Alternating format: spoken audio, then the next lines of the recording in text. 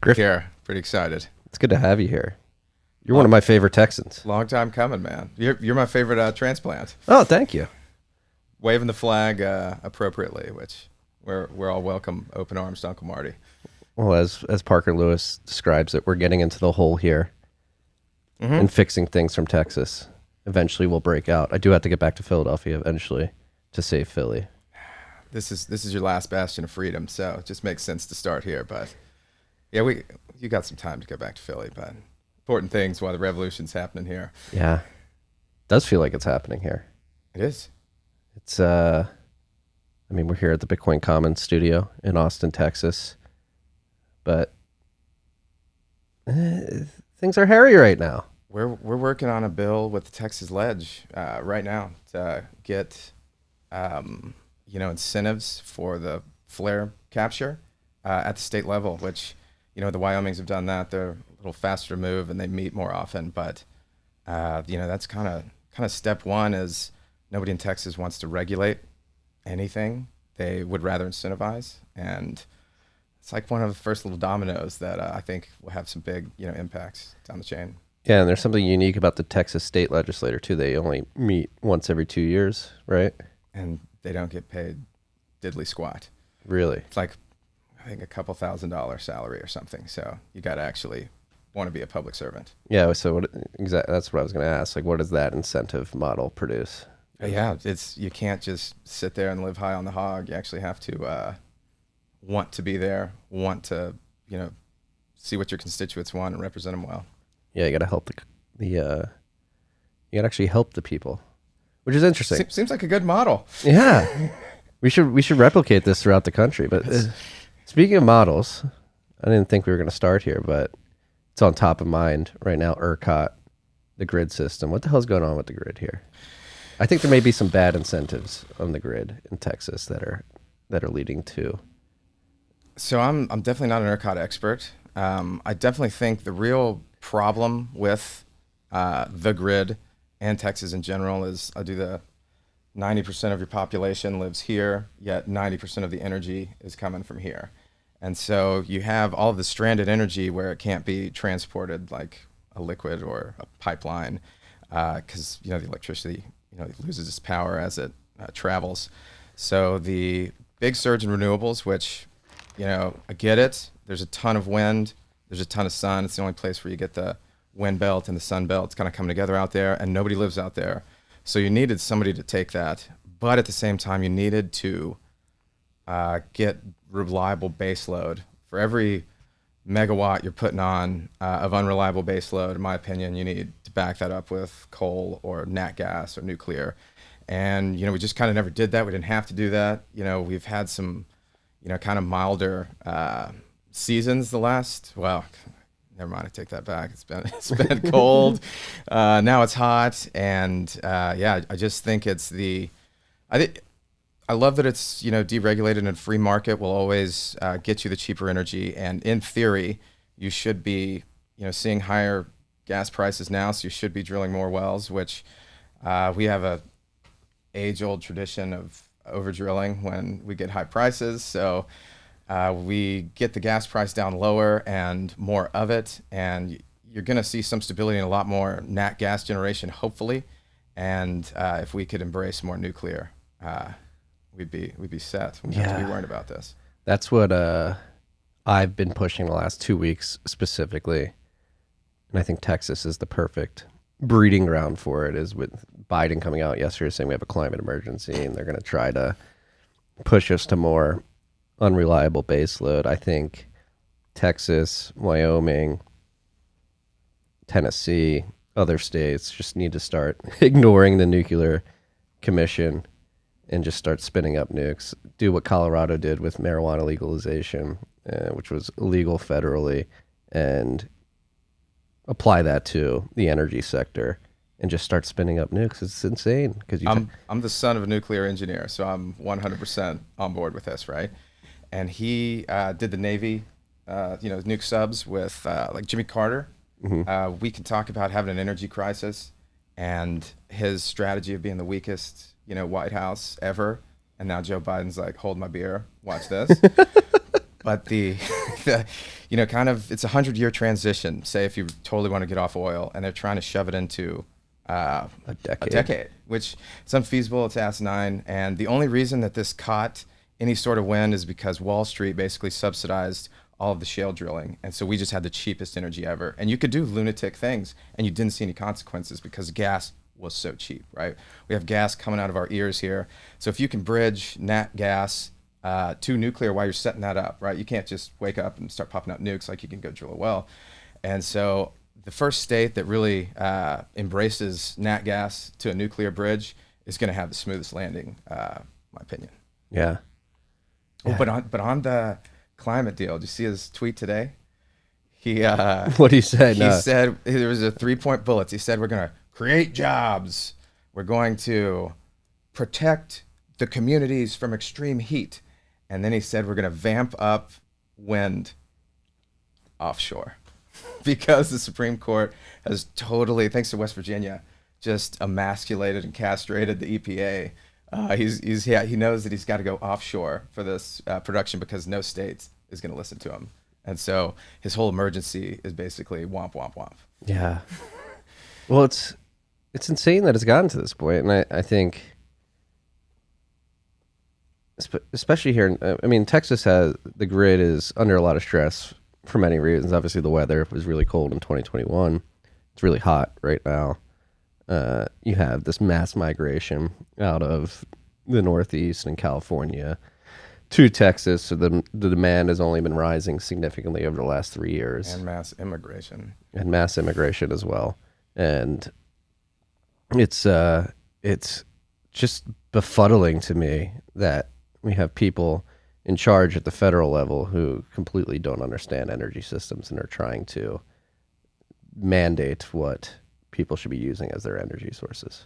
We've passed the point of like dangerous ignorance when a guy walks up there and during his primary debate is talking about ending drilling for oil and gas companies, and then putting a energy secretary in there that has not even the slightest clue about any hydrocarbon industry whatsoever, and is laughing at drilling more wells, and there's consequences for that much ignorance. And yeah, here we are today. You've got Germany, which would be the best case study on this is what happens when you don't drill your own resources. Well, they don't have that many, but like when you import and you're reliant on other people's hydrocarbons, and you think you can go all unreliable sources of energy. Yeah. It just doesn't work. And they're the most expensive energy, and now a lot of people are going to freeze, unfortunately, in Europe, Eastern Europe, and now they're importing wood. Our ancestors used to burn wood about 5,000 years ago, and full circle, here we are today. Yeah, it's a regression. We're going back to the Stone Ages. Pull that mic a little closer to your mouth, your face. How's that? That's much better. We need the freaks to hear the soothing tones of Petro Mundo. But no, I mean, in Germany, they're decommissioning all these nuclear power plants. They're spinning up coal. And now the river's so low, they can't even get the coal up to the coal plants that they're about to turn back on. It's peak clown world. Not peak clown world. I'm not going to say peak clown world. Excuse me. It's indicative of a clown world. People just becoming completely detached from reality and not understanding. Like you said, we have an energy secretary who doesn't understand the intricate supply chain and the hard work. You mentioned Biden saying we're going to create jobs. I think that's something that we can really touch on here. Is we titled this An Oil Man's Journey to Bitcoin Mining. You've had extensive experience in the oil and gas industry. And one thing that many people should know, if you don't know already, is that the jobs that are created in the oil and gas industry are very good jobs. It's hard work. It's good paying when things are good and even when they're bad. And these are essential jobs to our modern economy if we want to live the life that we've been afforded over the last 3 decades. It seems like we're actively trying to destroy that. But let's talk about your journey to Bitcoin mining. So you run Mountain Lion Creek mining, or so Olympia Creek was before that. Yeah. So when I first graduated, I studied energy commerce, and then went to work at Anadarko Petroleum, big shop. I was not very good at big oil. Lasted about a year there, then went to TCU and did like the ranch management. Then went to the field, and I love the field. The problem with Anadarko was they sent me to the field, and I fell in love with the actual oil patch and being a landman. You're negotiating mineral rights, drilling leases, and found myself in every basin chasing this new shale thing, because shale was really happening, kind of as I got out. And then so that was 2005 to 2008, and we know that the bust of 2009, boom, wiped out half the industry. Then we kind of ticked back up. Met a girl, made me move to Houston. So I was working for a Bakken operator, and they needed $70 oil. And then once it went below 70, late 14, and then the crash at 15, I was kind of kicked to the curb, and it was, what do I do with my life now? And then Peyton McKinney and myself started up Mountain Line Oil and Gas, started doing leases and mineral rights, and kind of gambled on a top lease. It's where you're really nudging the exploration of this lease, and if they don't do it by a certain date, your lease becomes active. And we, in classic like oil and gas, just rolled every penny that we had into this deal, and thank heavens we got really lucky. It worked out. And so then we just started hiring people and growing Mountain Line Oil and Gas. And we were talking the next bust. We had a great lucky divestment in 2019, so we had a lot of powder going into 20, and we all know oil went negative in 20, and it was bunker down. But luckily, we'd built an algorithm that finally started popping off deals. So we were just allocating capital to buying as much production that we could. It's got to be cash flowing. We're in. And so we started, I got a buddy calls it a sea full of nickels, right? It's just a bunch of small interest here and there, but you get enough of them, they start to add up to a significant, monthly income for us. And then I ran into a buddy who I was telling him about the algorithm, and then he's like, kind of telling me about Bitcoin mining off nat gas, and I was like, let's just four margaritas, let's get it on. Let's just go full kimono, open it up. And so next thing you know, we start chatting, and he tells me the economics he's getting off of running. He's a geologist, geophysicist, Connor Murphy, and basically they were banging out these prospects. They're reef hunters, and usually they get anywhere from 50 to 150 barrels a day, just kind of steady Eddie all around. And they hit this prospect that was just nothing but dry gas, and they were 19 miles from a pipeline. And so basically they had no way to monetize this asset. And he, looked around, tried to freeze and strip off liquids, maybe even do some like manufacturing, and nothing made sense till Steve Barber comes down. They build a Bitcoin mine, and it's the first stranded nat gas Bitcoin mine in Texas off, field gas. And so he had high nitrogen content, so he's never going to build that pipeline, maybe a BCF worth of reserves. So it just never made any economic sense to do anything but mine Bitcoin. And that was the first time I had that aha moment. First off, I could never unsee the numbers. He was making more off a stranded asset, than selling his gas on Henry Hub. And, that market dynamics is going to change, the economics of everything. But that you couldn't unsee that. And then, the more I study like Petro history, that tool means more to this industry, going forward than, say, the first offshore platform, the first directional drilling with a hydraulic fracturing job. And you just have these huge breakthroughs in technology that when they hit the industry, just totally change the dynamics of everything. So you now have this tool that you're selling your oil, you're selling your gas, but if you can't sell them, you now have this opportunity to mine Bitcoin and monetize energy that you never, ever, ever could have done, before. And I could get into my thoughts on the future of where that's really going. But if you really look at that tool that's never existed, it is so powerful because nothing is stranded ever again. And that's held back so much exploration, so much production globally, is that you just never had a market. And when you have a digital global market that doesn't sleep and trades every day, we just just got a little bit more dangerous, right? Yeah. So let's get into it. Like, where do you think this takes it? So, I mean, obviously, I've been immersed in the Bitcoin mining off of flare gas, stranded gas. I've talked to people who want to use it at the midstream to help suck in flare from upstream on the well pad.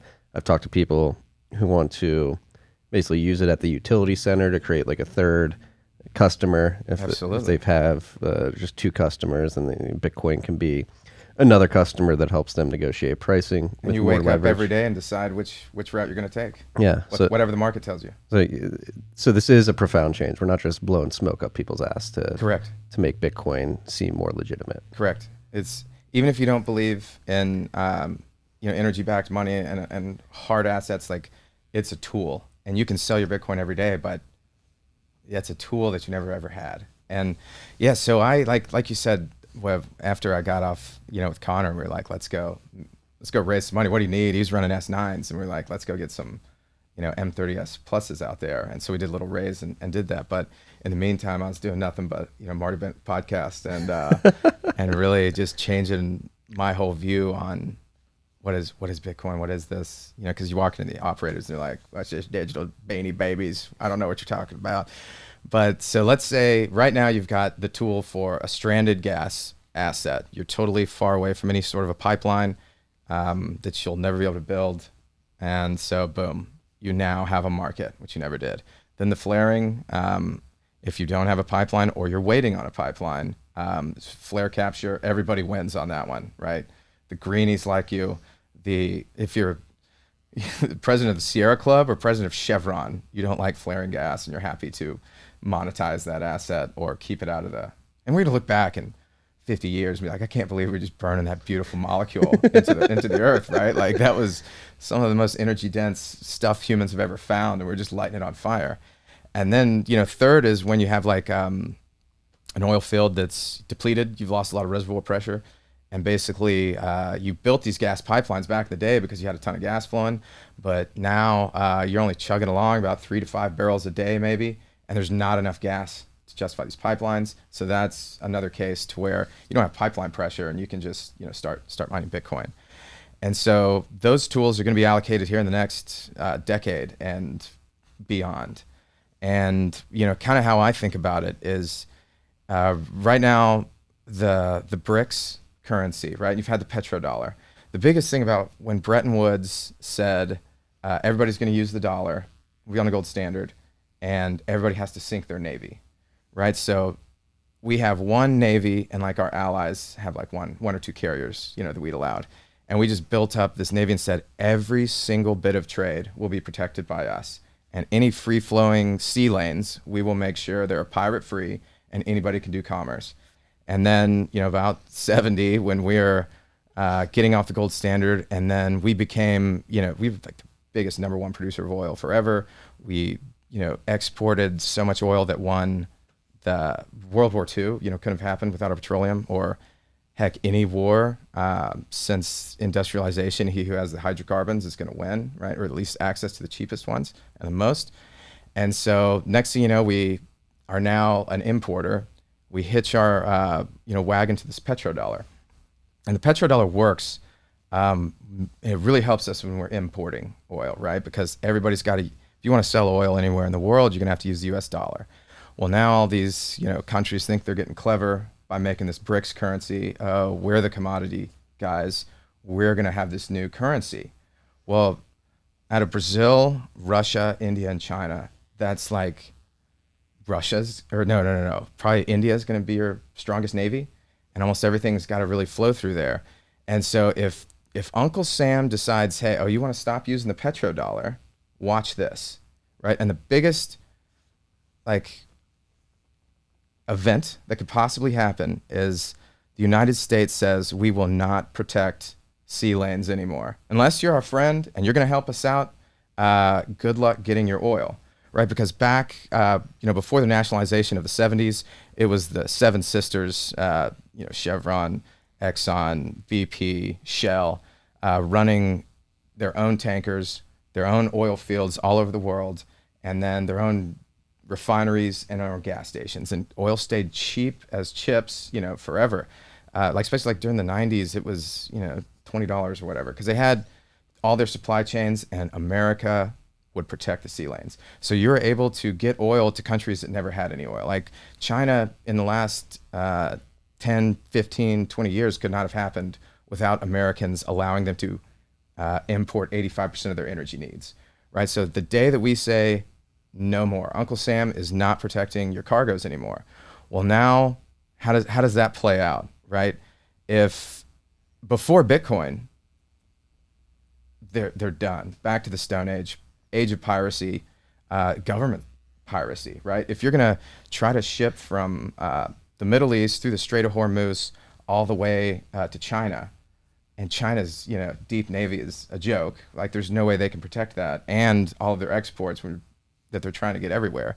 And so the hostility towards the dollar could either end right there, and they basically are like, okay, we'll use the dollar, or like you read End of the World is just the beginning, Peter Zion, and he basically doesn't believe in Bitcoin. So he's saying that you're just going to have these alliances, and like basically the Western Hemisphere is going to be controlled by the U.S. and all those countries are going to kind of come together, but the East is going back to infighting, and if you can get access to hydrocarbons, you have to protect your own access, right? Like France could get their oil from Algeria, and they can have a safe supply line. Russia can sell through pipelines, which they obviously have been known to weaponize every now and again. But if you're importing oil, at that moment, your lights turn off, and you cannot get it anymore unless you somehow build the baddest navy in a very short time frame, which we know that takes decades and decades to put on. So my kind of theory is, okay, say that happens, and now you have no market if you're an exporter. Let's say you're Saudi Arabia or Nigeria. Well, now you've lost all of your export markets unless you have somebody that is picking it up, escorting your cargo, which is the slowest moving cargo on the planet, right? Sitting ducks. The biggest ships in the world moving 15 knots or whatever, trying to get around the ocean here. It's so dangerous now, and I see like state-sponsored piracy, and it's going to be a lot of. He's basically saying like deglobalization. When you drive a car, you got parts from 17 different countries, and they all come together, and cheap energy makes manufacturing.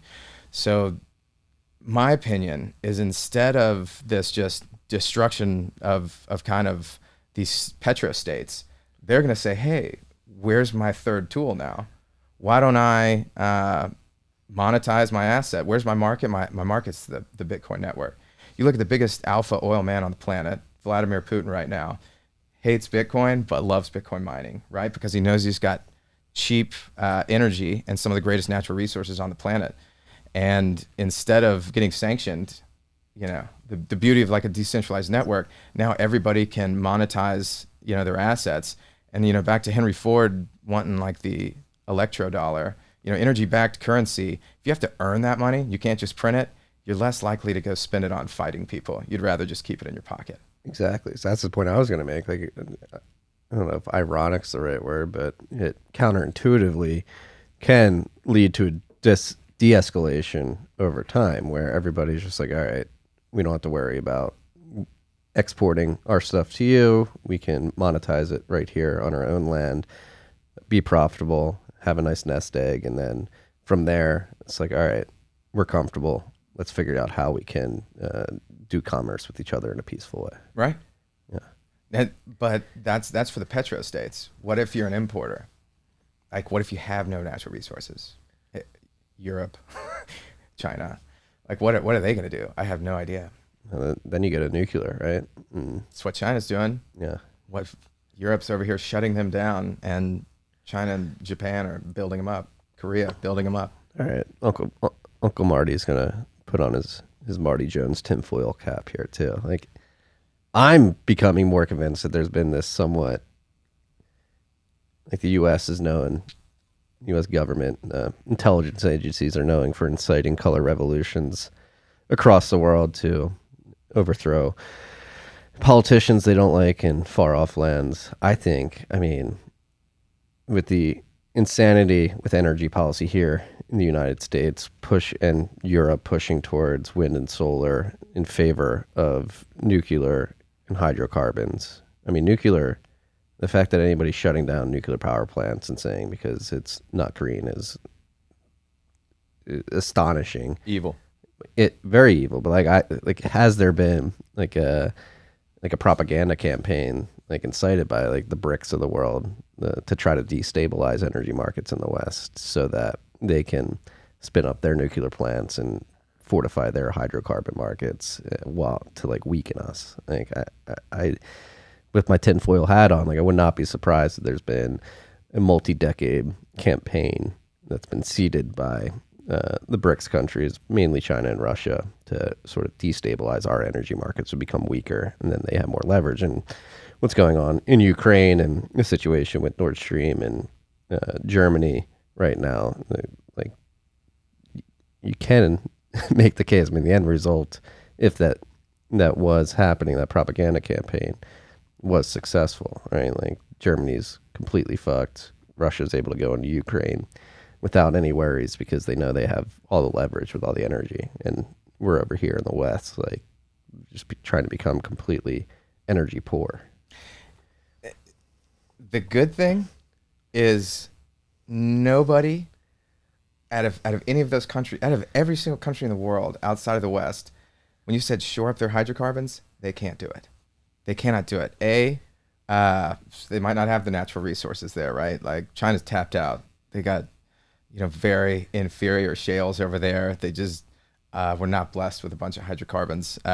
Russia does, but those were drilled by Western companies. Those were drilled by the Americans and the Brits and the free market capitalists, because the oil business doesn't exist without free market capitalism. There's way too much risk in exploration.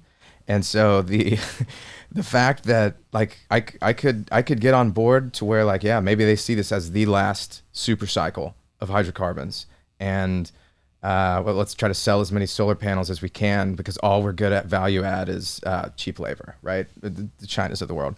But if you look at these, Russia's got days and days of natty gas and oil fields, but they don't have the skilled labor, the manpower. And the geography's horrible for trying to drill in Siberia, right? Got to wait. There's only a couple months where that permafrost is, frozen over to actually drill out there. And the real technical, acumen of these drillers, there's not many new discoveries by national oil companies. Okay, it's been done by Western free market capitalist guys that know that they're going to miss, but if they keep swinging, they could hit a gusher. And so the whole oil industry started by taking a risk in Pennsylvania, and then Spindletop in Texas, and the incubator for all oil exploration was the USA, right? And we went out and drilled in Persia. We went out and drilled in Arabia. And next thing you know, we're the ones that discovered all these things. And then the nationalization from, the dictators and the countries that, or if there's friendly governments, were hey, these are my resources, quit exploiting it. Which, you can get both sides, but 9 times out of 10, when the Americans leave, the production goes horribly and they don't find new assets. And corruption has really hamstrung a lot of companies nationally that you've never seen a company nationalize and then production just ramps up, right? Because for kind of the 4 things that make the USA work are private property rights. The rancher wants you to drill on his place. He's incentivized everybody to get out there. Infrastructure, we got pipelines and the ability to do it. What we did before the latest woke movement, and then financial access to capital, and then the amount of skilled, the brains that come out of here are trained. I think the stats 90% of all petroleum engineers in the world graduate from a U.S. university. We are the ones that train them. We are the ones. These are really hard jobs, and they're dangerous jobs. So you got to be sharp. You got to have a lot of training, and you can't just walk onto your rig and start swinging chain and think that you're going to make a hand, right? Like the skilled labor department is all Americans. Like you go to any of these oil fields all over the world, and it was probably a guy from Odessa or Wyoming or Oklahoma that drilled that Odessa, Texas, not Odessa, Ukraine, that we were just traveling, or if it's offshore, a bunch of guys out of Louisiana that were really exploring and creating this. And it was because of the super technical aspect of the business. And I've said it before, once there's probably like another hydrocarbon bust, and when you have $100 oil, you're going to attract the greatest talent in the world. Nobody wants to go to tech when, they're taking a dump, and, energy's finally back. And so you're going to attract all this talent. And what's that talent? It's American talent. And then when they see the Bitcoin side, I think that they're going to flip mining on its head when it comes to liquid immersion and heat efficiency, and really just taking every bit of efficiency from an ASIC through coding or like wasted heat, and be able to just conquer any environment, and really just maximize the hash rate. And good luck to anybody once the oil and gas companies start doing that. Well, and then on top of that too, what I'm really excited about oil and gas getting into Bitcoin mining is the markets that they'll create above the hash rate layer, hedging devices and futures markets and forwards contracts and all that, because I think that's desperately needed as well. We need that type of financial futures modeling brought to Bitcoin hash rate and hash rate markets specifically. I agree. Yeah, and it's coming. Yeah, and this is, I forget, maybe it was in November. No, probably wasn't November. It's probably like the beginning of this year when we were on a panel in Houston together. I posed the question, who becomes who first? Do Bitcoin miners become energy producers first, or do energy producers become Bitcoin miners? Like, where does this market go in the future? Because we're 13 years in, Bitcoin has been a bit niche, and it's been a bunch of crazy crypto anarchists who have basically plugged in machines and created this incredible Bitcoin mining industry that we see today. But as we're learning, Bitcoin's getting more established. Low-cost producers are going to win out in the long run. Bitcoin mining is an extremely, just like oil and gas, it's extremely high risk. It can be extremely low margined at times, and people get squeezed out.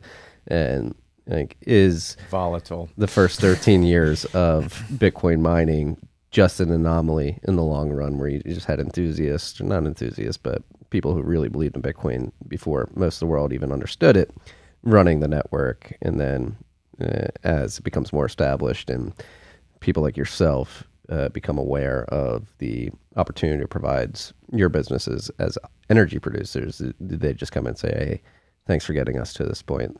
We're going to take over the hash rate from here. Yeah. That's obviously I'm a little biased, but I think that the energy industry has been kicked to the curb. We've been villainized by every politician that anybody would listen to. And, not one person said thank you for cheap energy, but the second it comes up, they're ready to just windfall tax us and blocking our pipelines, and it makes us out to be the bad guy. And so we're kind of used to that, right? Don't get me wrong. Some places where you tell people you're in oil and gas, and it's just like a negative connotation. And I think there's a possibility that you could kind of flip that around to where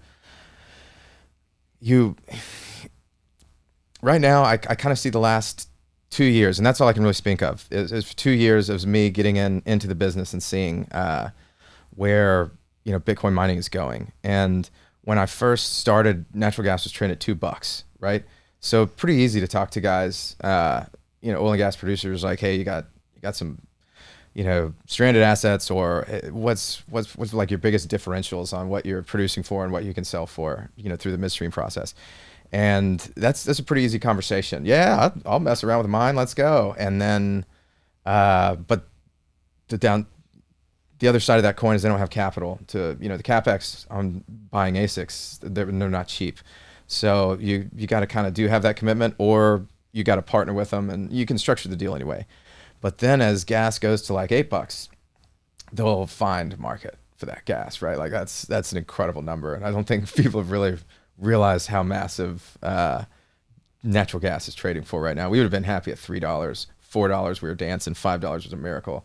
And now we're like chilling at like $6-7. And that, the other side of that is now all of a sudden they have cash flow, they have money, and ASICs are going to get cheaper. And so you're going to see, I think, more people that their budgets allow more for, because like the big boys, the public guys can't really drill right now. It's a lot of the private guys that are doing the exploration, but it's Why is that? Wall Street cut them off. You know, we incinerated a lot of capital. I'd like to say that we're, you know, fiscally responsible, but we got drunken sailor when it came to shale money, and, you know, incinerated a lot of dollars. And you give a driller $1, he's going to drill you a hole. That's the whole thing. Like, we can't help ourselves, right? And you give a large cap company $1 and he returned you 80 cents, and we just kind of like kept that hamster wheel going. They said no more of that, drill within cash flow. And that's, you know, kind of trickled down. And historically it'd be the wildcats going out and finding fields, and then, you know, private equity or mid-cap guy would buy them, and then they would kind of explore it some more, and then, you know, can kind of get the machine running and flip it up to a major. And so you had this great trickle down, which doesn't exist right now. But I think as long as there's an energy crisis coming, and, you know, what I view is like basically the 70s all on steroids of just especially Europe. And like right now, we don't really know what the price of oil is, right? Because I say we printed a third of the money supply. So it's $100 a barrel. If you got a commodity that's priced in dollars, it could be $70. I don't know yet. Yeah, and it's $18 or something like that. Yeah, and the strategic petroleum reserve that we're just draining right now. What's going on there? That it's never happened in the history of the world, in the history of America, that we try to buy votes in November or affect the price of oil with that. That was literally there for an emergency. And I guess this guy can call the weather an emergency, so that's how he's justifying it. But dumping all of that fake barrels into the market, we don't really know what the price is right now. And my fear is that when this bull gets out of the gates, he's not stopping. And like, you want to talk about a super cycle, like it's going to go up real quick, because where's the supply going to come from? You look, Saudi just publicly said they're tapped out. This guy's couldn't come to, you know, the United States and say, hey, let's drill here. He's got to go. I love that the left and the right are like, oh, he's a dictator killing people, and we're just like, drill here, jerk. And we're like kind of on the same team. That was just a bad trip. And so, like, where are these barrels going to come from? I don't know. I'd say the Gulf of Mexico, but that's like, you know, 3 years out. We got 3 years of bull run energy, and even if you have a world economic collapse, you know, WTI is still going to trade, and it's still an essential item. Gas is still an essential item. They're going to have to be using it. And I mean, I still think that's $75, $80 oil. If that goes down, and then just, you know, as a well depletes, you're always drilling more to keep up with demand as, you know, reservoir pressure goes down. And we didn't drill for 2.5, 3 years, anything. And chickens are coming home, and trying to replace those barrels takes time. And the hardest part is the lack of people in the industry. We had, you know, the bust of 84, 85 to 2005. Nobody got into the business. And so you have this huge lag of all those guys are now dying and retired. And we were supposed to hang out for another 10 years before playing varsity ball and, you know, hang out in JV for a bit. And now there's just nobody else. And so we're kind of moving up, and you're trying to find people, and nobody's in the business anymore, because we had 3 busts in my short career, and that just weeded out a lot of people that didn't have the stomach for such volatility. And I don't blame them. You're trying to raise a kid, and all of a sudden you're having to worry about your job every 5-6 years. That's tough.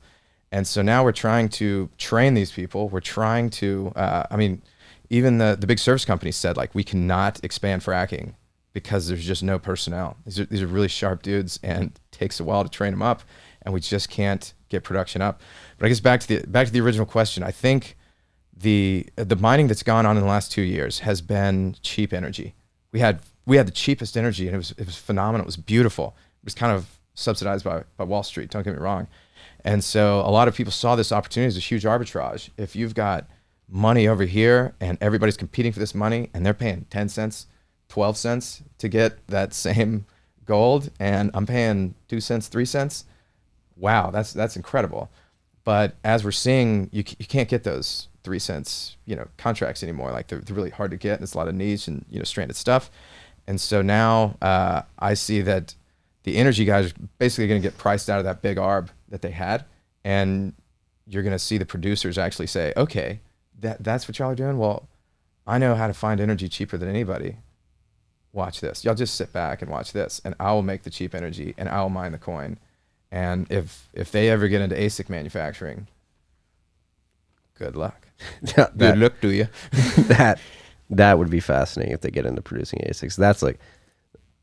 That's been my favorite part of the last, 2022, 3-4 years that I've fallen down the mining rabbit hole. I mean, I've been in Bitcoin since 2013, really focused on the economic side of things and the monetary aspect of Bitcoin network and the peer-to-peer distributed nature of the protocol and what that can do for freedom in the digital age. But the last 3 to 4 years of my life have been really falling down the mining rabbit hole, and the convergence of this digital network with the physical world in terms of the energy sector is just fascinating, because you have so many variables on both sides of the equation: the distributed protocol and the specialized hardware that allows you to tap into that and produce Bitcoin.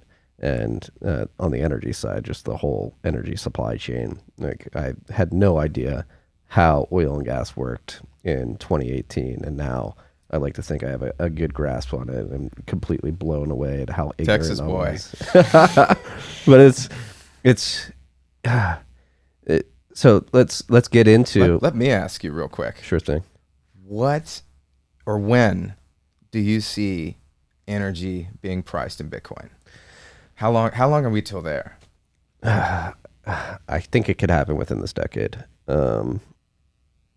Especially, so that's, again, with the newsletter and this podcast, I try to incept my ideas of how I think the world should work into the psyche of the thousands of people who tune into this and read the newsletter, and then hopefully they go and spread that message elsewhere. But I think, particularly here in the United States, with how I forget who was it?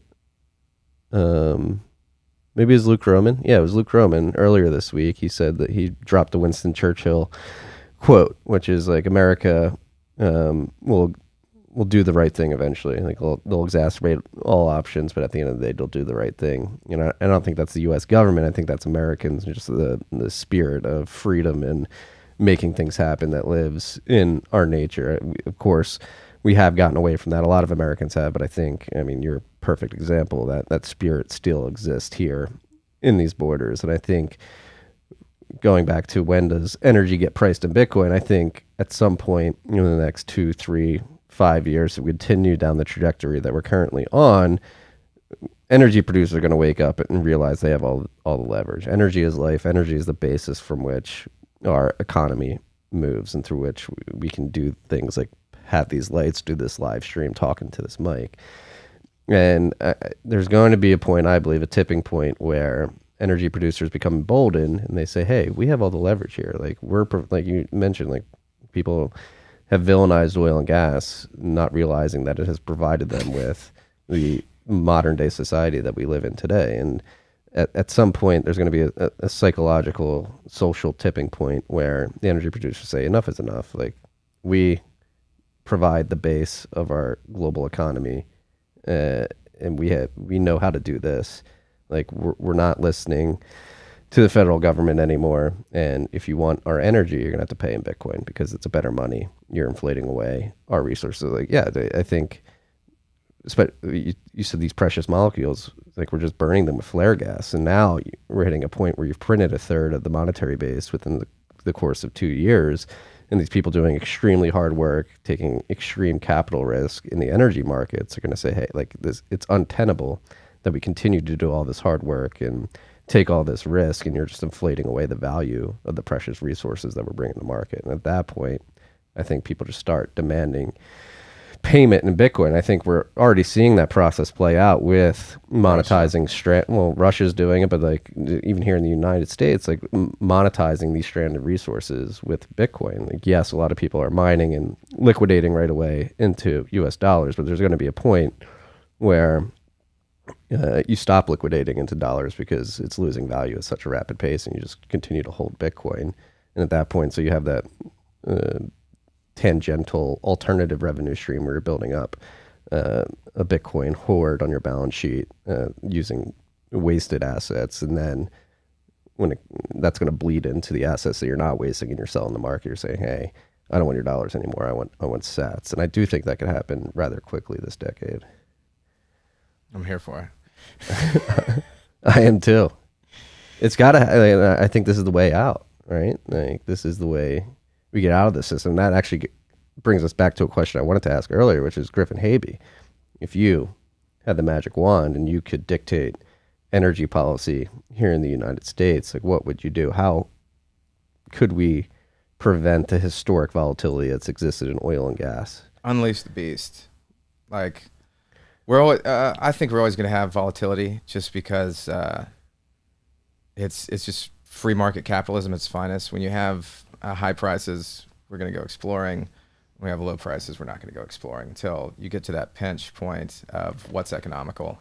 But volatility, you just gotta accept that. Like I don't think anybody really minds that part. It's the like Trump.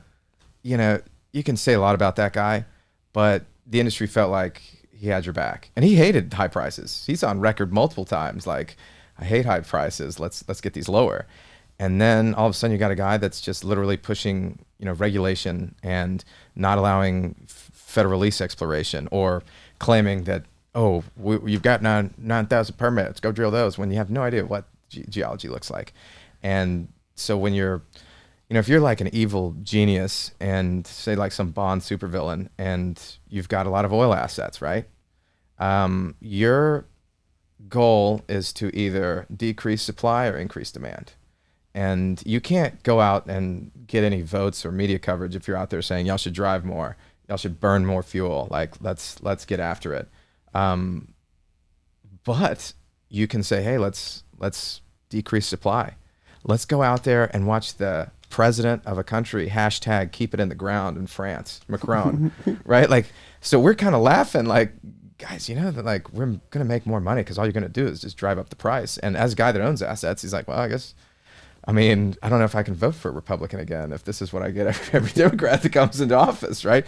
And so I think that if you just like pipeline regulatory needs a lot of help, right? So if I always take things back to history, and when they drilled the 1859 Drake well in western Pennsylvania, their biggest problem was there was no takeaway. They had all this oil coming out of the ground, but they didn't have enough barrels to ship it off in horse and buggy. So they had a takeaway issue. Too much product, not enough takeaway. Let's fast forward to 2008, and they had too much product and no pipelines, no takeaway capacity, right? So they were getting diffed out, making like a 75 cents an MCF because there was no pipeline. And the fact that they can block a pipeline going to the East Coast from a huge field, the Marcellus is like the greatest. The Marcellus Utica, it's got enough gas there. That Gucci gas. Yeah, it is right in the market's backyard. It makes all the sense in the world on paper that should be where your market is, and they can't really get it there. Meanwhile, they're importing, liquid LNG from Trinidad and Tobago up in Massachusetts, right? Like the pipeline part baffles me, but I think that like you even see it coming this November or in 2 years from now. If you're up on this hill chanting the world's going to end and we need to call this a climate emergency and we need to block all hydrocarbons, you're not going to get elected. People don't want to hear that right now. They want to know how can they reasonably fill up their car, how can they put food on the table. And it's a time thing. Like you said, Americans will figure it out. Like I do believe Churchill was correct on that. It's going to take some suffering, unfortunately, but I feel like the tides are turning. I do too. I mean, that's the thing is it's like mainstream media and the political apparatus of the administration that's in charge right now is just like casting a spell. Like there's many polls that have come out in recent months, like asking Americans, like, what are your biggest worries? And climate change is literally like 1%. 1%. It's like, it's a manufactured problem, it seems. It's if my favorite thing is you can start out every argument with a climate catastrophist. Okay, well, why don't we go nuclear? And like, oh, no, nuclear. And it's just like, okay, so you don't care about the environment. This is all fake. You're done here. You have zero grounds to stand on. Nuclear has no emissions. If you're going to demonize carbon, that's the bad guy. How can you not be building nuclear? And it's that's when you know, if you use any logic in a conversation with these catastrophists, it's they don't really care. The anti-human argument is what it is. You're either pro-human or anti-human, and all signs point to, if we are in this warming period that's going to kill us all. Like, man has always out engineered his environment, and the human race will go on and go on and go on. But if you're trying to figure out the next big thing, say it goes nat gas, nuclear, and then fusion, fission, whatever, that's above my pay grade. To study all that, you're going to need a lot of research, a lot of R&D dollars, and you're going to need more energy, not less energy. You're going to need more energy to keep the lights on, to where every single nuclear engineer, scientist can figure out what is the most efficient way to go to zero carbon. If carbon really is the bad thing, even though it's what plants need to survive, then so be it. But you're going to get there by keeping the lights on all the time, not waiting for the wind to blow, or on a sunny day or a cloudy day, you have to turn off the lab and wait till the sun shines again. And so the fact that like you're betting against mankind, like, it's not a good bet. We're pretty darn handy, and it's even all like the doomsday guys say we have 120 years, and it's going to go up by 3% or 3 degrees Celsius. That's plenty of time for us to figure this out. How about y'all just chill out, let the big boys figure out the next step in the energy transition, and let's not absolutely destroy our economy in the process. Yeah, well, I mean, if you amend reality with the projections of temperature rise, like, it's just not happening. Like the models that Al Gore was pontificating about in 2000, 2001. Hairball. Like, it's the temperature is going to rise 2 degrees Celsius by X year. We're not going to have any oil by 2020. Like, this stuff just has not happened. And at what point do people wake up and stop listening to these models, which are manipulated to produce a certain outcome, so that they can then go fearmonger to push industry one way as opposed to another? Like, it's the unproductive. That's the other thing too. That's another thing I'm trying to meme into the psyche of the masses right now, is the unproductive class. These people are unproductive. They don't drill wells. They don't make end products. They just make policy, which has got us into this situation. And I think another weird part about America today is that a lot of our trust has been allocated to this unproductive class that's never built anything, and they demonize the productive class, the oil and gas producers who've provided us with modernity. And something at the social level switch needs to be flipped, where people begin taking advice from the productive class, who actually is providing these things, and ignoring the unproductive class is just pontificating. It's happening right now. I promised myself, as I watched Bitcoin go up to $65,000. It's like, man, if it ever gets back down to 20, I'm just gonna back the truck up. I'm gonna do it. I'm gonna do it. And then all of a sudden it gets to 20, and I'm sitting there like, I would love to, but this is going to be like one of the greatest super cycles of my life, let alone career, in oil and gas. And now I'm going after the energy.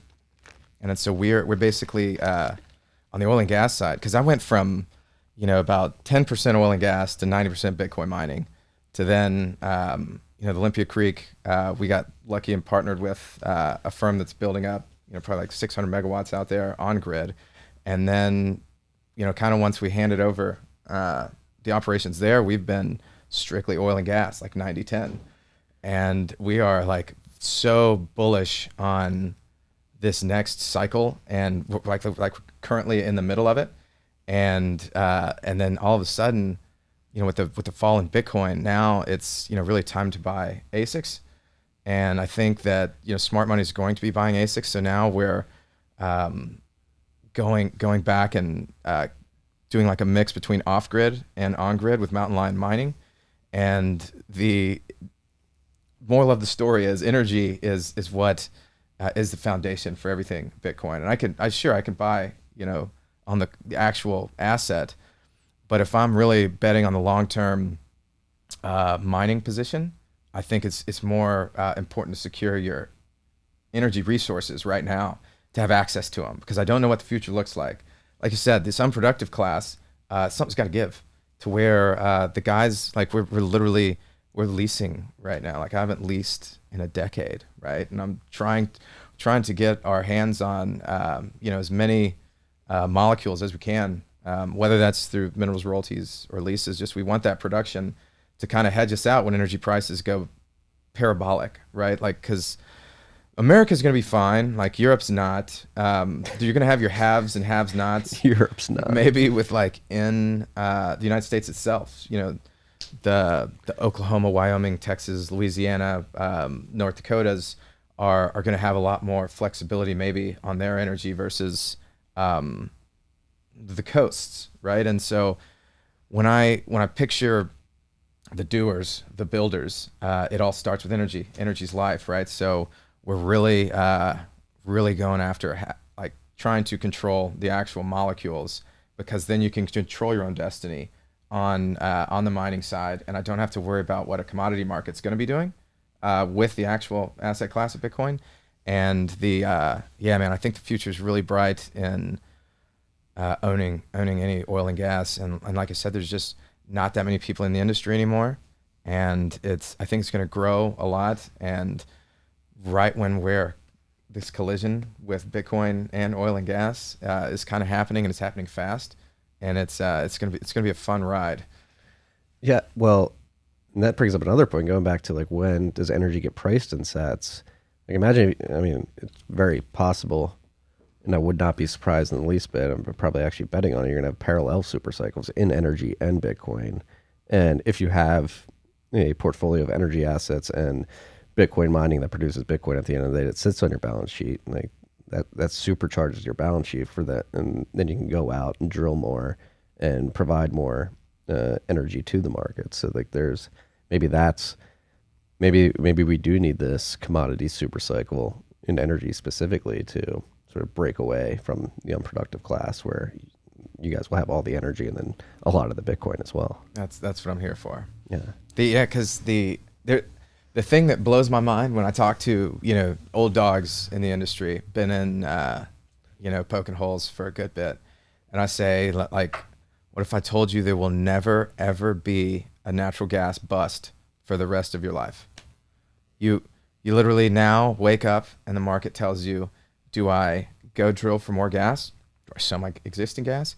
Or do I mine Bitcoin, right? If I've got $7 gas, I'm not going to be mining Bitcoin. I'm selling that all day, and you can buy Bitcoin instead of mess with the computers and the generators and all that good stuff. But the fact that there will never be a bust again is crazy. And so what's flip side of that is, let's say gas stays stable and Bitcoin stays like stable. Well, that's all we've ever wanted in the industry is zero volatility. Like that's no problem. We can handle that.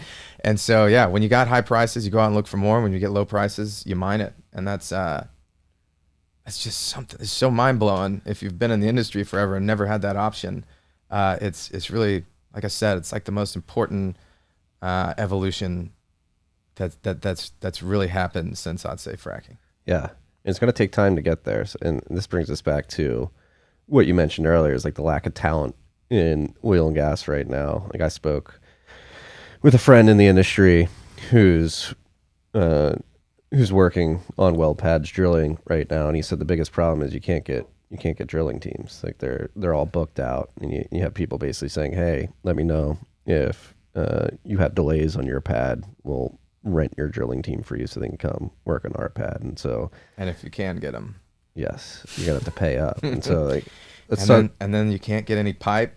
If you drill the well, you can't case the well.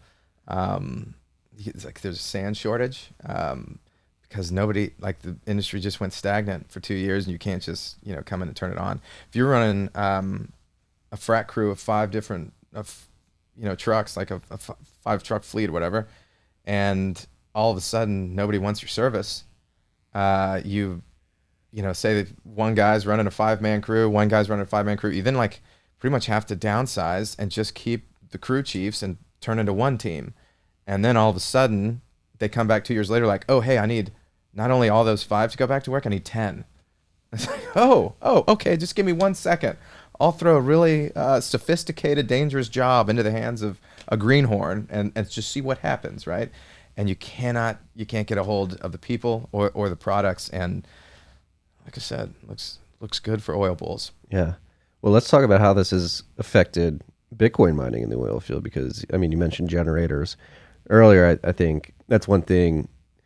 The Bitcoin mining industry, those of us who came in from Bitcoin mining and wandered into oil and gas, flare gas, stranded gas, are learning the hard lesson of the intricacies of exploration. And one of the most important factors, not only for Bitcoin mining, but for drilling and operating on the well pad, is these generators. And that is a big part of the all-in electricity cost of a mining operation is power generation. And as we've seen the price of oil and gas go up and more drilling go down, and you've had all these drilling teams booked out and hard to get, demand for generators for upstream production is high as well. So the price of that generation has gone up, which has led to less favorable economics for the Bitcoin miners who wandered into oil and gas, and they're realizing, oh shit, like you're raising our lease rate month on month to this. That drives our all-in power costs from 3-4 cents to 8-9 cents. And so the Bitcoin mining industry that came into oil and gas is sort of learning these hard lessons. We're like, we need cheap energy. It was there in 2020 when the oil markets tanked and you were able to buy gas for $1-2 an MCF to mine with. And now not only is nat gas prices going up, the demand to drill has gone up, therefore the demand for generators has gone up, and the price of that generation has gone up on top of that fuel source.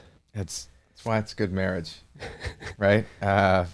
Instead of having one guy winning and the other guy losing, and then this guy's winning and then this guy's losing, if you're all on the same team, you just wake up and decide which one works better. And the real niche is power generation. Like if you're renting expensive generators, your economics, like, you really got to believe in the price increase of Bitcoin. And then I would kind of say that the future is abroad, going, like, we're kind of talking to a country in the Middle East about, their stranded assets that they don't care really what the price is if it's stranded. They can't sell it. So you're going to see opportunities on scale that way. And then domestically, I think the projects are just going to get a little smaller, and real niche mining, like kind of how it started. Those guys are going to be doing pretty much something that's like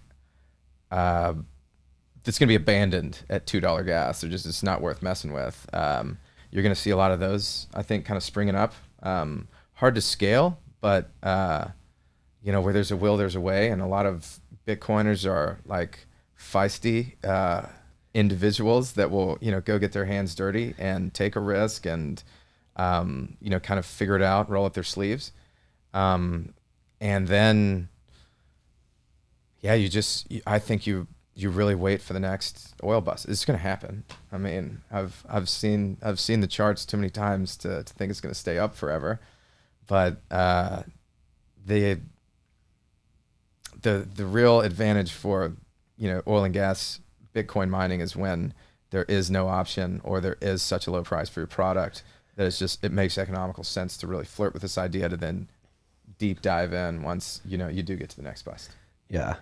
No, I mean, I'm experiencing dabbling in the lower scale stuff up in Appalachia, where you have a bunch of these stranded gas wells. They produce anywhere from 15 to 120 MCFD, which is not a large scale, but there's dozens, hundreds, thousands of these wells all throughout northern Tennessee, southern Kentucky, Ohio, Indiana.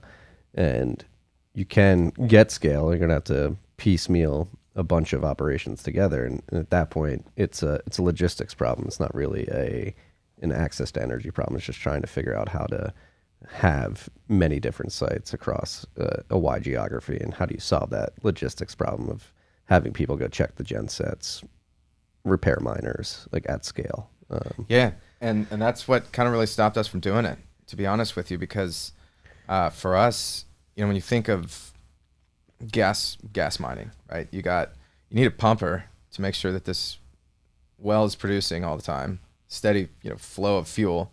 Then you need a generator set. You need like a mechanic that can fix those when those goes down. To then an electrician, if you're fixing, you know, switchboards or panels or whatever, and then you need hardware, software, firmware guy, right? And so it's almost siloed. It's really hard to find one guy that can do 2, 3, and nobody can do all 4 of them, right? That's like just really rare. So our problem was getting, you know, personnel for that, and that's why we went to the grid. The grid was just really cheap, and it was a weird time with China, Chexit coming over here trying to, you know, get as much capacity as they could. But, you know, you'd be surprised if you can incentivize a local to say, hey, you're going to get part of this Bitcoin mine, but you got to make sure it's running. I'm not going to fly out of Austin to go check on 10 machines, you know, that 2 of them are down, right? Like I can't ever make a profit doing that. But finding the right people, which, you know, the networking these days, like through the Bird app and everything, is nuts. And I never thought I'd be a big Twitter guy, but the amount of contacts you can get and access to so many ears and eyes is incredible. And so if you can incentivize the guy on the ground to, you're going to be receiving this Bitcoin, but it's up to you how much comes out. It's up to you how much our uptime is. And it's up to you how much you have to pay for these services, or you figure it out. And, you know, people learn. And like, it's just, we're still in the first inning, Marty. We got so much time to figure this out. This is the first inning of mining. Like, what, 2140? I mean, we got a lot of time, but the real, the thing that always just, 6.25. We're going to, you know, that's a big number. And, you know, once those kind of go down, we're going to look back and be like, man, why didn't I just do everything I could while we were at 6.25, right? And when they're mining less than a Bitcoin rewards, they're going to look back and like grandpa will be like, dang, those were the days. You were there. Yeah, it's gonna be that meme of the World War II era father with the son on his lap. What were you doing during the 6.25 block subsidy? I was plugging in ASICs. Legend. No, it's well. So we're in the first inning, and bringing this back to like how EPs will implement this. Like I've always had a grand vision. Like I mentioned earlier, like Bitcoin mining can be applied upstream, midstream, at the utility, and now with Steve Barber's black box, like down all the way down to the residential consumer at their house. And I have this grand vision for oil and gas specifically, where Bitcoin mining gets implemented into drilling schedules, where like a lot of the problems you have when you IP a well, a lot of producers have delays because in some states and some basins they can't drill unless they have a pipeline to take the gas away to market. And you can, in other states you can drill, but you can flare after that, but you can only flare for a certain amount of time before you have to shut down that well because you're breaking environmental laws. Like I have this grand vision of like mining at scale upstream when you IP a well, You get the oil, you get that to market, you take the gas, you funnel it to generators, you mine Bitcoin, then you basically implement it into your drilling schedule. And I could be completely off in this. Tell me if I am. No, you're right. Where Drilling crew, frac crew, mining crew. yeah, and so you just drill a well. It It's plumbing. has that steep decline as the well declines and the gas volumes fall. You just peel off miners and then On to the next. you go drill a well down the road. Yeah, because that doesn't make sense as a third party, but it makes sense in house. Yeah, And it's kind of happening now because right now they are using third party. Like we were talking to Pubco about chasing a rig in New Mexico, which they just hard ban on flaring, and it made sense for us, just basically for the experience, the deal credit, the I guess the badge, but on paper it was rough, right? It's a lot of work. It's right when you get settled, you're like, okay, let's mine, right? On to the next, and it's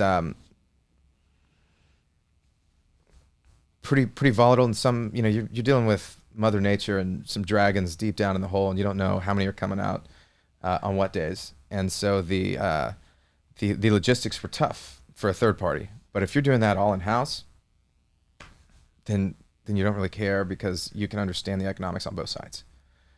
You might lose the oil for a day, but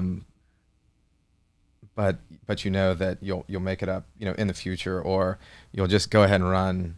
Maybe oil's down that month, and you're happy to just get it into storage to where you can keep this mine going and not have, because basically you have to charge them a penalty if you're not getting any fuel.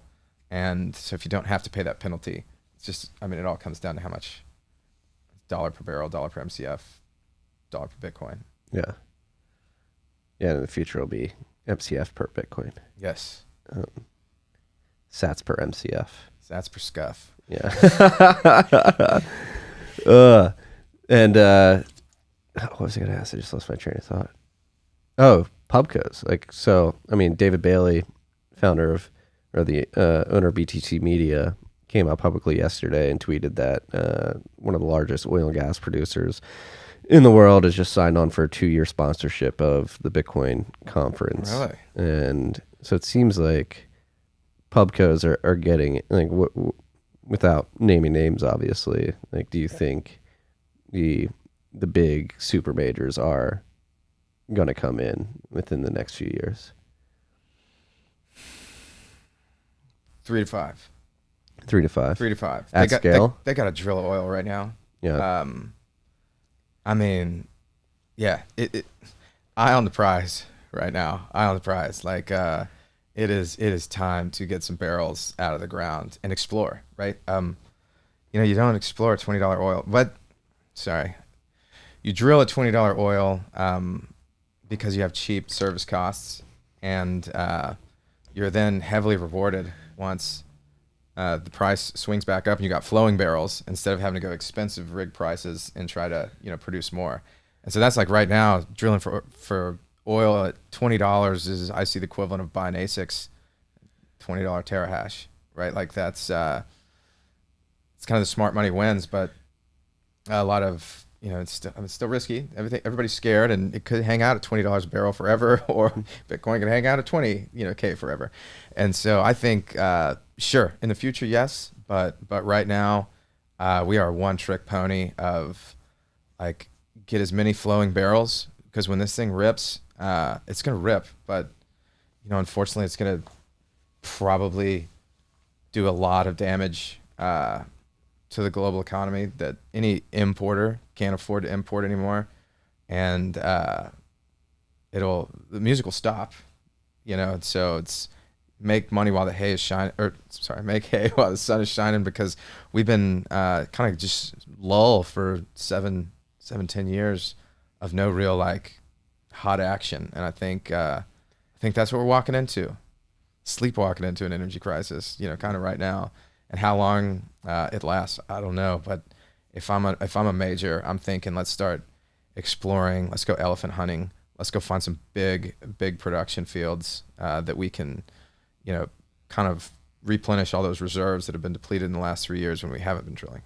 Yeah. And being forced by, ESG activists to divest stuff and invest in uneconomical, green, unreliable projects. Well, that's one thing that worries me. It's like ESG gonna fucking. I was literally about to bring up ESG, and then you mentioned it for me. But like, I mean, Exxon, you have the activist investors on their board, and they're publicly posturing like we're going to transition away from fossil fuels. It's like, how, like, are there any anti-ESG players in that space that are saying, all right, we don't fucking care, we're going to drill oil? All the privates, none of the public guys. Like, so if, yeah, no, I don't think that is sustainable. I think after a lot of people die in Europe of starvation because of lack of fertilizer, because that's derived from natural gas, and people freezing to death because they pickled the beast on NATO and they can't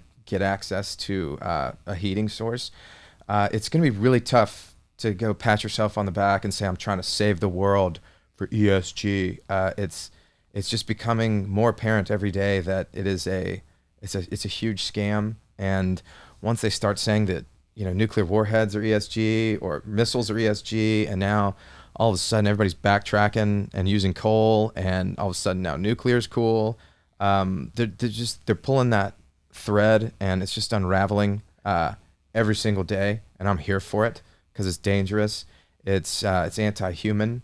You literally are going to make a lot of people suffer without a lot of means or access to cheap energy. Has never gone well ever, and the only way to get yourself up as a developing country is access to cheap energy, and there's nowhere in the world that ESG has lifted anybody up. I mean, let's talk about Sri Lanka, the beautiful ESG score. How's that going for you? It's terrible. It's really sad. I don't mean to stupid Sri Lankans. They didn't vote for that. They got, kind of manipulated into it. And it's just one domino that's, like I said, just going to keep kind of falling over until, like I said, if you're trying to get elected on screaming ESG, man, Johnny Q. Public is kind of sick of it and ready to control his own destiny and save his money. And this is, kind of not the way when you're paying the expensive, prices at the pump, and your energy bills have gone up, and you're having to cut out certain things in your life because, let's face it, it's kind of a dangerous policy that it's not sustainable, and we're seeing kind of the house of cards fall. And if you can still be for it while watching what Germany's about to go through at the end of this year, then you're a different type of human being than I. Special kind of idiot. Yeah. Yeah. Well, that's again going back to the Luke Roman conversation I had earlier this week. That was sort of what we ended on. It's so mind-boggling because all it comes down to is a decision.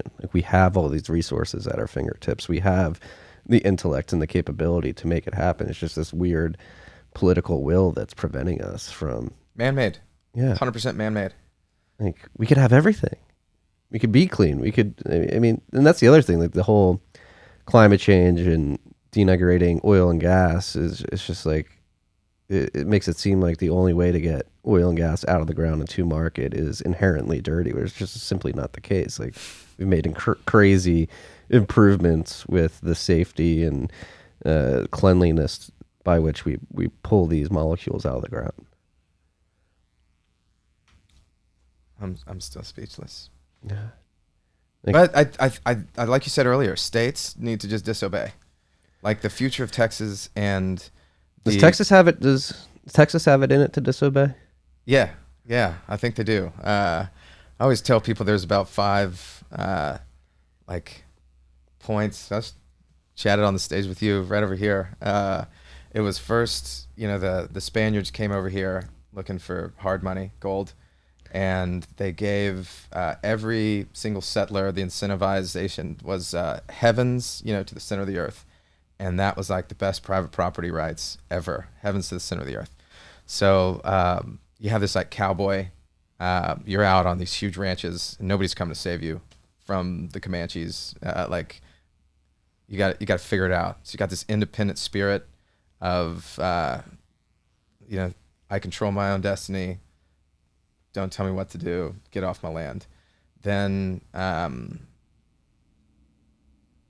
the revolution happened, and Spain became Mexico, and the Mexicans decided to populate this Tejas area with a bunch of, they might have been a little part outlaw of guys that saw a great economic opportunity. If I work hard, I get to control my own destiny again. And so they got the private property rights when, the Mexicans decided that they were getting a little too populous and a little too wily for them. And they said, hey, give us that cannon back. Come and take it. And we said, come and take it. And that's like still right here. And 99% of this state or republic, future republic, outside of the cities, that is still 100% our mindset. The most dangerous thing, nothing scares a government more than a bunch of armed citizens willing to defend their private property. I believe that is number one. Are they going to take our guns, Griffin Haby? Fuck no, they're not going to take our guns. Absolutely not. Not from my dead hands.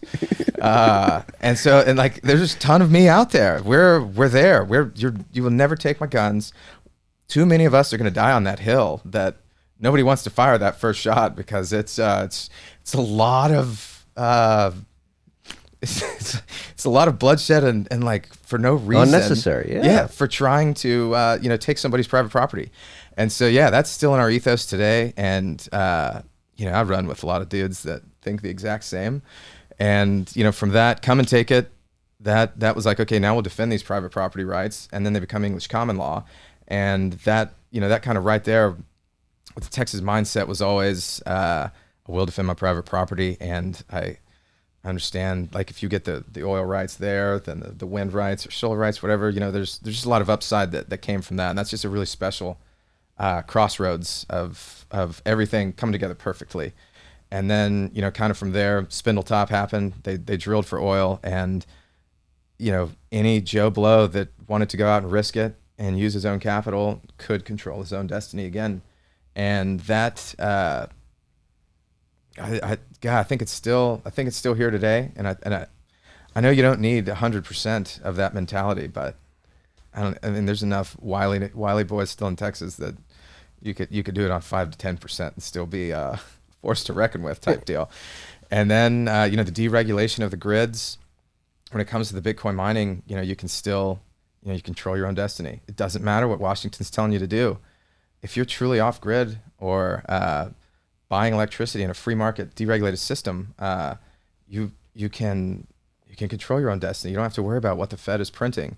And the day that Texas basically says, okay, you're not going to secure our border, okay, we're going to do that. Like, you're not going to bail out the oil companies, but you're happily going to bail out every other bank or any industry that you think is cool. Well, why do we need the federal government here in Texas? Like, I'm not saying we secede today, but at the end of the day, we have all the leverage, and the more crunch in the energy space, it looks good for Texans. And let's control our own destiny. And one of the biggest things was like, we're going to stop giving you funds. And it's like, well, if we could make our own funds here because we have cheaper energy than majority of the world, like, you're falling on deaf ears here, Uncle Sam. Yeah, and this Bitcoin mining permanent funds, like, you use a strand of gas to mine Bitcoin, and maybe you roll that into a permanent fund like the Alaskan Oil Permanent Fund, and the federal government says, hey, we're not going to give you funds anymore. You say, hey, we don't need them. Yeah. Oh, those fun coupons that you printed trillions of. Thank you.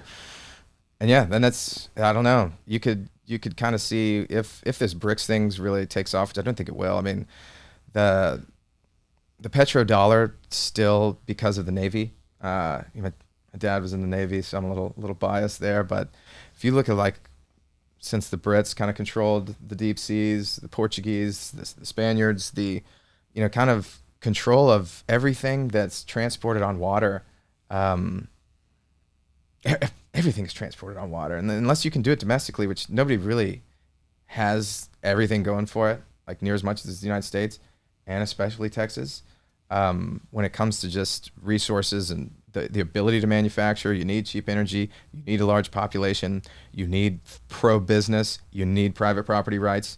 It all kind of makes sense here. And I think you got enough.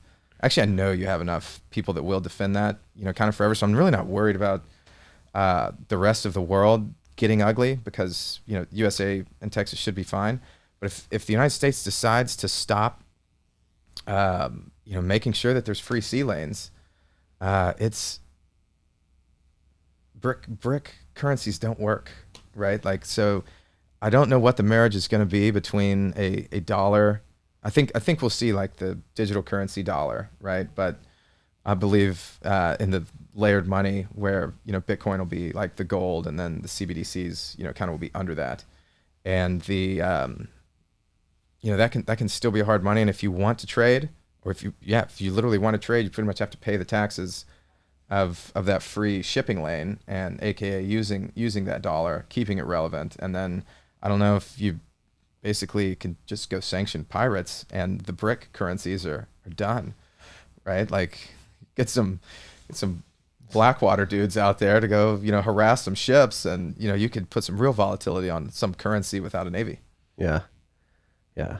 It's interesting times that we live in here. Yeah. It's fun though. I know. It's scary, but it's fun. It's hard to deny that we're at the hard times create strong men create good times create weak men, and we are at the weak men creating hard times right now. I mean, it doesn't get any softer in the White House than, I almost feel sorry for the dude. Doesn't really feel like he's there, and just kind of being controlled. And there's consequences for putting weak men in office. And like I said, just time to raise strong men. Yes. Make sure your boys are hard Western men. That's all you can do. That's why, hey, I have a natural born Texan in my family. Amen. Amen. My second son was born in Texas. Congratulations on that. He's our Texas anchor, baby. Raise him strong. No, it is. That's the thing too. Like, we're both fathers. Like, and I'm looking at my boys. They're 2.5 and a month and a half old. I'm like, what the hell are you gonna? What is the world gonna look like for you two? Yeah, I tell my son, like, sorry, I had it good. You're about to go through tougher times than I have, and nobody's gonna listen to you complain. And I'm sorry. It's just the way life is. We had it so good. Oh yeah, it was incredible. You didn't realize what kind of world we were living in. That was phenomenal. 90s baby. It's just not a care in the world.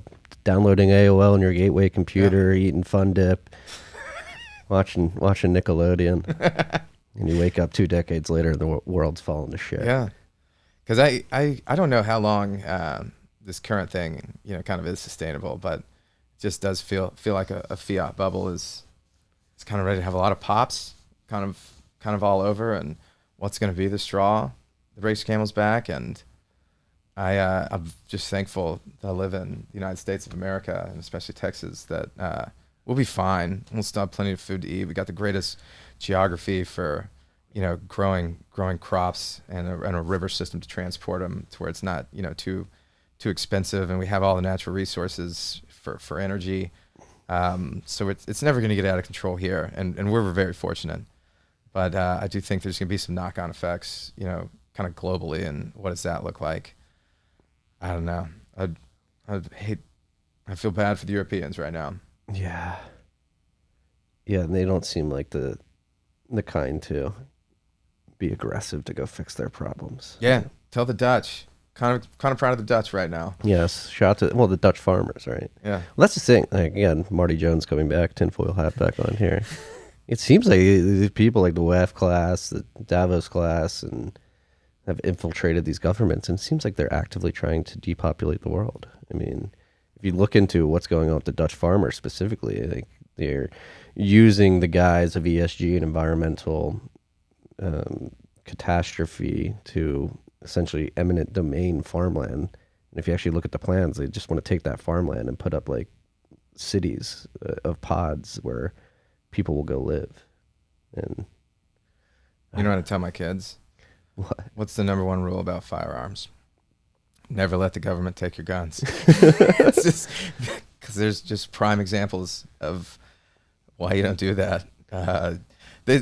that's like, I could say we have the greatest geography in the world, and when it comes to natural resources, but at the end of the day, I mean, shout out to the founding fathers and creating the different branches of government that they can't do that, right? Like whoever's handling Biden right now would love to be, pushing all of this down our throats, and just got absolutely stopped in his tracks on with that EPA ruling. The concealed carry. I mean, we had an the example. Second Amendment. The And concealed it was carry. just like, okay, dang, I guess I can't do anything. And so the Supreme Court, and that's how important that Trump win was, to put those 3 seats on there, that if that was Hillary, I don't know if I'm this optimistic right now.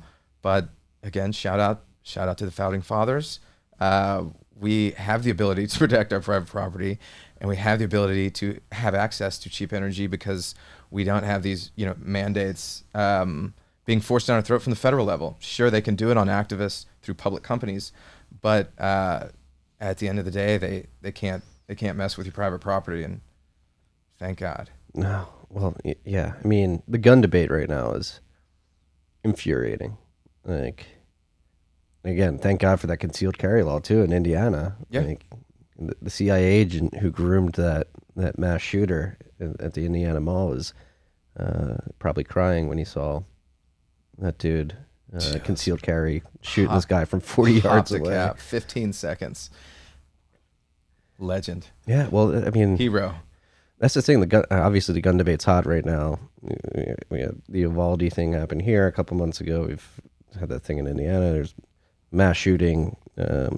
Meme is pretty big here in the United States. That's the thing that frustrates me the most is these mass shooters are typically on SSRIs and very depressed, and nobody wants to talk about that problem. It's like, no, we have to take your guns, and it seems like it's somewhat of a manufactured crisis to take people's guns. Yesterday, literally, the president, leader of the free world, came out and said that the weather is an emergency, and then 4 hours later tweeted about gun grabbing. And like historically, if you like, there's no way you can't be like, that's kind of a red flag. Nobody, like, emergency. Okay, now we need your guns. And what's the emergency? Oh, it's hot. It's summer. But yeah, on Uvalde, like my ancestors been in Uvalde County, and I've been there like between Uvalde and Kenny County like every summer of my life. And that school's maybe like 8 blocks from my grandma's house, and it's when I go and talk to people. I was in Uvalde last week, and nobody feels good about this. Every single person there is like, it's suspicious. Nobody is like, I want answers. This doesn't happen, in Uvalde. And this, I'm glad the Texas Rangers are involved, and What's going on there? So at first the FBI was investigating. And does that give you any warm and fuzzies? No. But also the Texas Rangers are teamed up with them to do the investigating. So I feel a little bit, better about having a real law enforcement agency that is actually not, politicalized and weaponized. So I don't know, man. It's a terrible deal. It's so sad. A lot of friends, and family there that have, it's obviously it's the worst tragedy that's ever hit Uvalde. But like I said, I don't feel good about it. Nobody like has a safe feeling of, hey, give up your guns because the police will protect you. And that's gonna be your argument for coming to take my guns? When I just saw like the incompetence there, and a lot of people say like first it was the school police, and then the Uvalde police, and then the state troopers. So then the state level, and then the Border Patrol makes it a federal level, and it was a big bungle. Don't get me wrong, but yeah, it's not a great argument for, hey, take my guns because the police will protect you. Especially when you juxtapose with what just happened in Indiana. It's like that kid acted in 15 seconds. And these guys, there's pictures of them like checking their phones and smiling in the hallways when this shit was going on. It's like, how? I don't like thinking about it. Let's go on to the next subject. They'll never take my guns. That's my brother's favorite Griffin Haby story. And Bit Block Boom last year. We were at the barbecue, and you just walked up to my brother. And you're like, you just moved to Texas? He's like, yeah. He's like, you know one thing about Texas? I was like, what? He's like, they'll never, ever, ever, ever, ever take our guns. I don't know who that guy was, but he was probably speaking the truth. It's like one of the best just government backstop tools you can have. Armed citizenry. Like I think it was you tweeted out one day. The people should never fear their government. The government should fear their people. Yeah. And that keeps authoritarian and overreaching, power grabbing politicians at bay. And it's a tool. And don't get me wrong, there's some terrible people out there and there's evil all over the world. And if they get a hold of guns, yes, they're going to do some bad things, but like passing laws and taking it away from law abiding citizens is never going to be your answer. And they'll find a way, kind of to break the law because they're evil people. And so making it harder for everyday Americans who just want to live their life and be left alone. Yeah, that's the point I want to get. Just leave me alone. I just want to raise my family. Yeah, I think a lot of libertarians got out of once they were sitting at home having more time to research, the history of tyranny in different aspects of history and countries out there. It's just less government, and it's a pendulum. You're going to swing back and forth between big government and small government throughout the years, and I think we're kind of at the top of big government welfare state, and nobody wants to just keep subsidizing offshore wind or whatever is going to be the next, offshore wind lunatic idea that's coming out of this current administration. I don't think the American people want big government spending. They want to hold on to their own money. Yeah, and another shout out to the founding fathers. We are a republic. At the end, this country was founded as a republic, not actually a democracy. A lot of people don't understand, and I think the last I'm in Texas now. Why'd I come to Texas? 'Cause I was in the Northeast. I was in New York, Philly area, and was like, these people are not respecting my autonomy, so I'm going to go somewhere that does, which is Texas. I had the ability to move freely to do that, and you have an optionality of different structures that you can live in here in the United States due to the fact that we have autonomous states that can make their own laws. And yep. Huge win. That's something that we need to keep the momentum going on is states asserting their rights. We've mentioned it a few times in this show, but we really need to drill that home for anybody listening. Is like, if you live in a particular state and you want something to happen, go to the state level and say, hey, like, let's build some nukes. Let's not participate in this insanity going on at the federal level, and let's really flex our muscles and show like, hey, we can take care of ourselves. We don't need your help. Yeah. If West Virginia can do it, what are we waiting for? No, I don't know what we're waiting for. Yeah, West by God, Virginia. I'm so proud of them. And Manchin, keeping it real. Yeah, he's a Democrat too, isn't he? Mm-hmm. Yeah. Well, he's a logical thinker at the end of the day. Understands that you can't just put more burden on the American working class right now when we're trying to get by, we're trying to succeed and thrive, and man-made roadblocks coming in our way. It's just not it's not helpful. Unleash the beast. We have everything we need here. Unleash us. I'm telling you. We could get gas down to $2. Give me and the homies, 20 drilling rigs and the Marcellus and the Haynesville, and we can have so much gas just flowing out of our ears. But you need to know that like the government's going to back you. You need to know that say you went and did that and you made some money, are you going to get windfall taxed? Like, that's not something you should be worrying about by your government. That's something you should just like, hey, we need gas, go get it, boys. Yeah. What can I do to help? Not, better not make too much money or we'll windfall you. And it's just so counterproductive. But we got resources here for days. And drill, baby, drill. Yeah, how do we... Now you got me thinking, like, how do we... I don't know if a law needs to be passed, an amendment needs to be made, but to give that certainty to producers. Like right now, like you had Chevron, was Mike Wirch came out, CEO of Chevron, and said like, we're not going to build a refinery because you're telling us that we're not going to be able to sell our resources to the market in a decade. Like, why would I build something that has a 30-year payback if you're telling me I'm not going to be able to have revenue produced from that asset 10 years from now? Yeah. Straight up venture business risk, right? And you weigh those every day. I don't think more laws is going to help it. I think market sentiment is going to help it. And it's enough people calling their reps and saying, hey, I don't like paying high gas prices. Yeah. And the reps are not, they're basically going to go up the Senate and be telling their colleagues like, hey, all of my constituents want this regulation out of the way. Like, stop. And so I think it's more of a, instead of incentivizing, it's just like stop the regulation. Yeah. Because Texas, like I said, we're all about incentivizing them to go out and drill and not have to do any regulation. When in Washington, they're all about how can I regulate you more, and that attitude's got to change.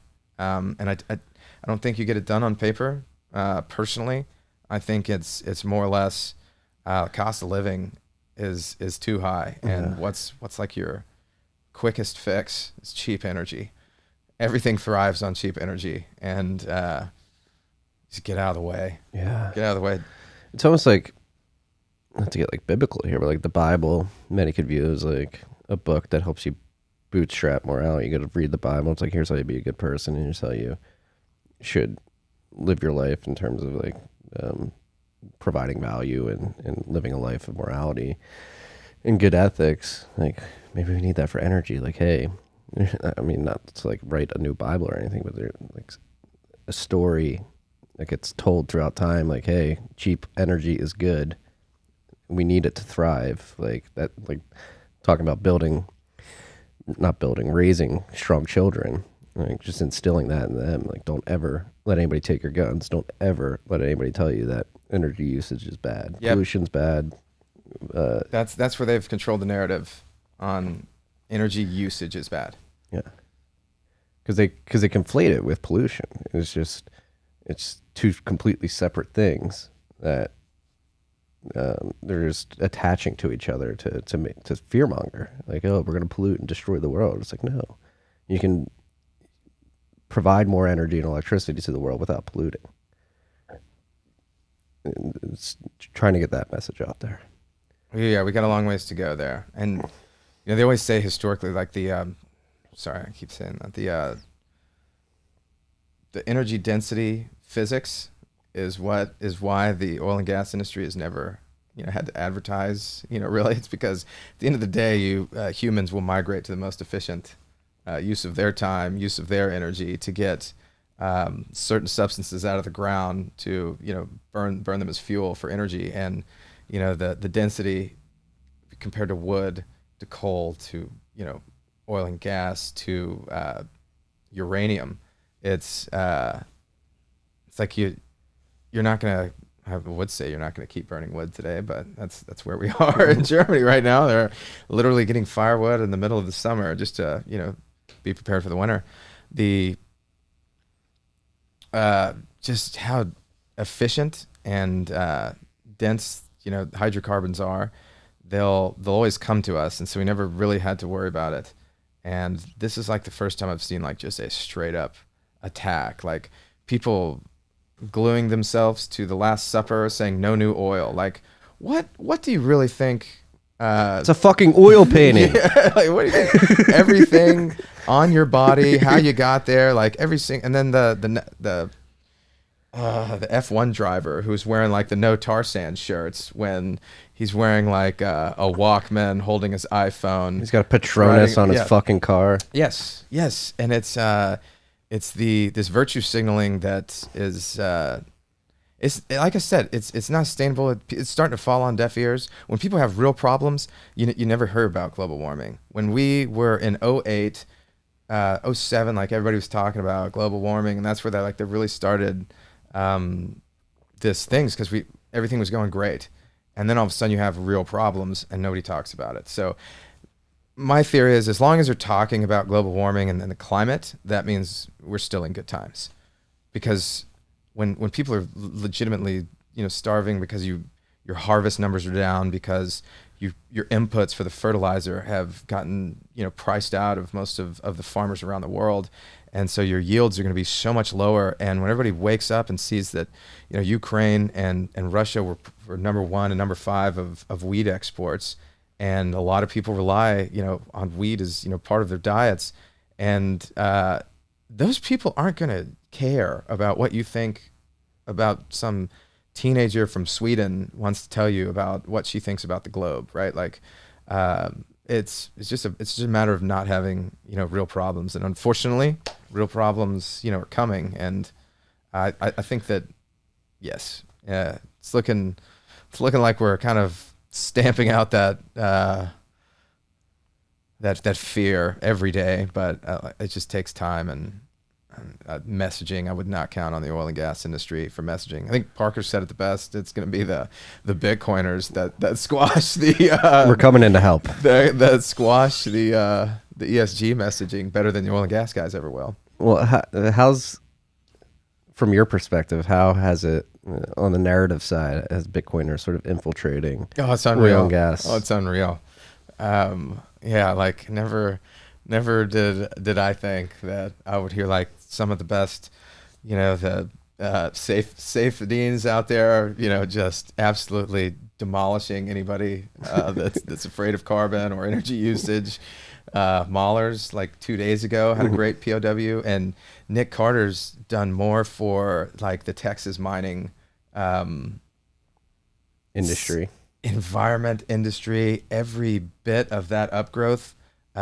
It's just been phenomenal, and we can never convey that message like he could, right? And so it's been really fun. I've been thoroughly enjoying seeing it, and I'm loving just the collision course of kind of these two paths. That's where I think where we can be the biggest value add. Obviously, hey, we're going to help you monetize your stranded assets, but we're also, because we've been picked on for 13 years now, like, you fucking idiots, like, we running this Ponzi. It's like, shut the fuck up. Like, no more. We need to fix the money.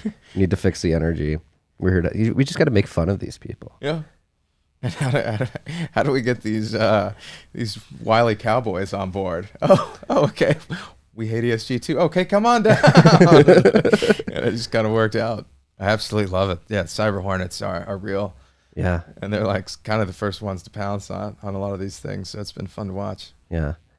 Let's end it on a positive note. So let's end it on Bitcoin mining, oil and gas too. What do you want to end it on in that regards? Like, what does this convergence of these two industries mean for humanity in the long run? Oof, deep. God, like I said, it really depends on how the future of money looks, right? And if the future of money really does look like an energy-backed currency, and Ford was on to something 100 years ago, then it brings power back to the petro states. And I don't care if you're Texas, I don't care if you're Argentina, I don't care if you are Saudi Arabia, I don't care if you're Canada. Like, if you've got a bunch of natural resources and all of a sudden you've lost a market of being able to sell, like, you'll burn oil to make Bitcoin at that point. And at the end of the day, like, I really do feel like the old phrase was, he who has the gold finances wars. And if you actually have to earn, that gold, and you didn't inherit it, and you went out there and proof of work made you earn that gold, then you're just less incentivized to go drop bombs on random people, which is a great thing for mankind. I mean, it feels more peaceful if there's less, fake money being printed to supply, warheads and the war machine. And I think it can just really slow that down. But in Texas, like Texas terms, it just it really sets up nicely for a straight up bastion of free markets, cheap energy, which leads to cheap manufacturing, which leads to greater supply chains and just more domestic thriving right here We've got access to the coast. We've got access to a lot of energy resources, from the windy plains to the sunny mountains of West Texas to the tons of hydrocarbons in the ground. We've got uranium deposits here, and the states that embrace Bitcoin mining, they embrace private property and the self-sovereignty, more or less, I think is probably what I'm looking for. And I think other people are going to take notice of that, and they're either all going to come here or say, hey, maybe I can make a difference where I live, and go back. I got a state to save or something like that. But my kids are going to be 8th generation Texans, so they ain't going anywhere. They'll be here. Yeah, times may be tough right now, freaks, but I'm very optimistic. Oh yeah, I couldn't be more optimistic. I've never been this busy in my life too. Neither have I. It's crazy. It's been obviously just had our second son, so went on a bit of a paternity leave, but everything going on from here, TFTC, to the mining side, to 1031, like there are things happening. It may seem like the global economy is coming to a halt, but Bitcoin doesn't stop. And Texas will be just fine. USA is going to be fine. And just, stay laser focused right here. It's going to be fine if you American freaks out there listening take initiative and actually tell your congressmen you want cheap energy. Yeah, go do it. We'll end it there. Go tell your congressman you want cheap energy, and he's going to get it out of the ground for you. Yeah. Peace and love, freaks.